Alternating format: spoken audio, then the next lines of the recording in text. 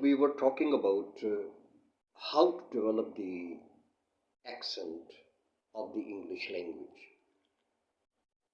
As a sequel to the same courses or the same lessons, let's discuss few things about the tenses. We have different tenses. Actually, the main purpose of our communication is to put the message across.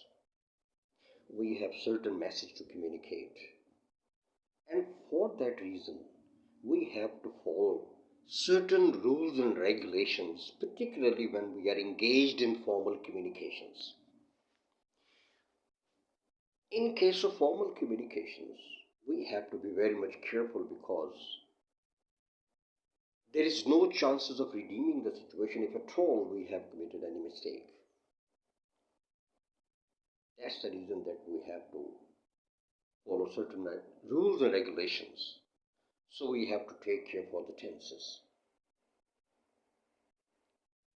But before starting the tenses, let's start how we have to construct a sentence. In a sentence, we use different words in order to construct a complete sentence.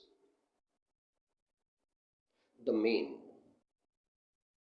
skill, if you feel that you have the skill of constructing the sentences, you have to put the words or the phrases properly in order to construct the sentence. And the main prerequisites in the language, or the basic unit in the language, the fundamental unit in the language is not the word, but it's a sentence. If you are utterly incapable to construct a sentence, you can't think that you are well versed in the language, no matter what vocabulary you possess. You have the vocabulary of hundreds and thousands of words, but you don't know how to put these words or how to use these words in a sentence, then your entire capability or your entire process of developing the vocabulary would become useless.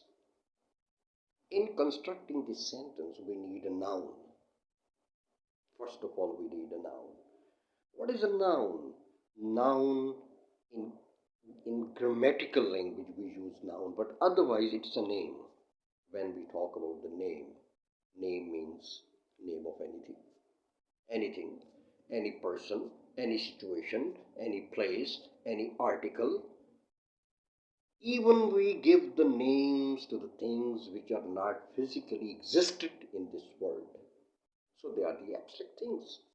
We haven't seen angel, we haven't seen jinn, and there are plenty of other things we'll come to understand later on, we'll discuss later on, which have the name, but they don't have any physical entity. They don't have any physical appearance. They don't have any concrete form.